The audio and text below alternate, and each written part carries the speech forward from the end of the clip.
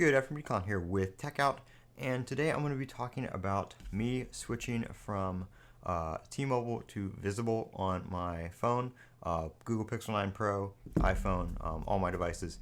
So I had T-Mobile for, I don't know, years, and when they went to the eSIM, it became kind of a pain in the butt with switching devices. Back when it first started, you could go onto the T-Mobile website, log into your account, click Switch SIM, enter the device details, and you could just switch it on your own. Now you have to go on to support, give them your device information, your EID, your IMEI, sometimes both, wait for them, and then you have to download the SIM, and it's like a whole 15-minute process. Where Visible, all you have to do is go onto the app. Let me see if I can do this without showing anything, or showing my phone number. Let's see. And I'm going to tell you why I switched to, not Visible in particular, but just switched away from T-Mobile because of an issue I had last night. Let that sign in. So yesterday I installed a custom ROM. This is probably going to have my phone number everywhere. Let me see if I can get to a section that doesn't. Okay, we can get it out of there. Nope, it's still got it.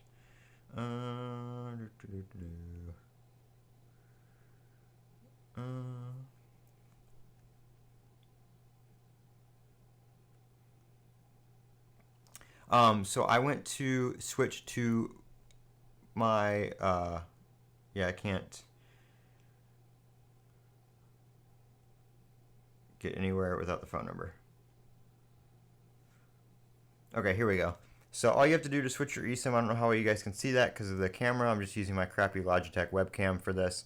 But you just, my current phone, enter your IMEI, check a couple boxes, and boom, it downloads the SIM right from the app. So what happened was I installed a custom ROM on the Pixel here, and for whatever reason, all my SIMs were working. My T-Mobile SIM was still working because the SIMs don't delete when you update your software or you factory reset or something like that, unless you specifically say to delete the eSIMs.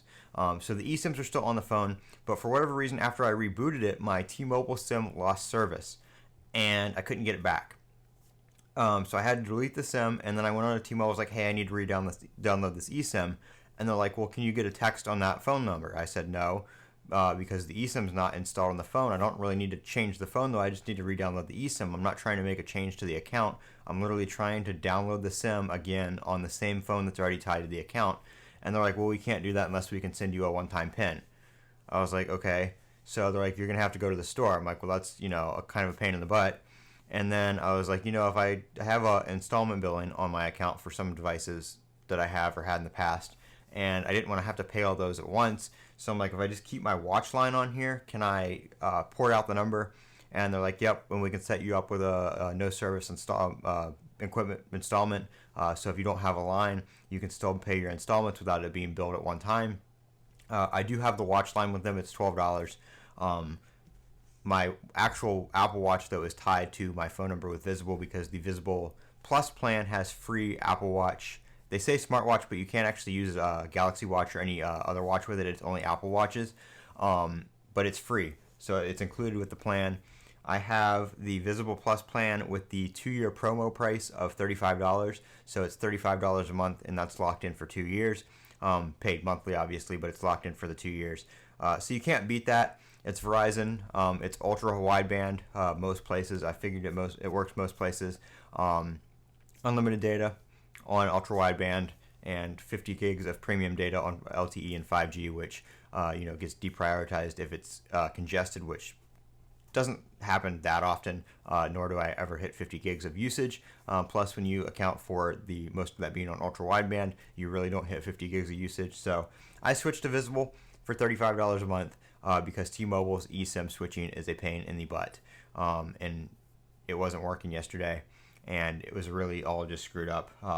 Partially my fault for messing around with it, and I'm the reason it stopped working, but their system still doesn't allow you to do a eSIM switch by yourself on your account like every other carrier does, like every prepaid carrier does. Download it right in the app, and it's just a huge pain.